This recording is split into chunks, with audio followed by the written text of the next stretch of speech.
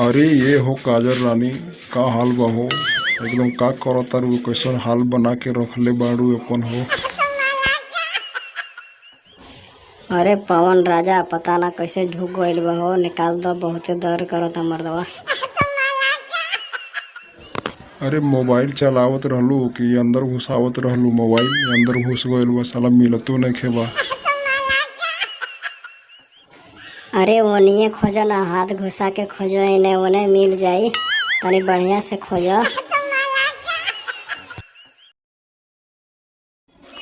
अरे घुसाइए के खोजतानी हो, मिलते नइखे साला। इ मोबाइल कितना बड़ा मोबाइल रहे, कौन कंपनी के रहे बोलो?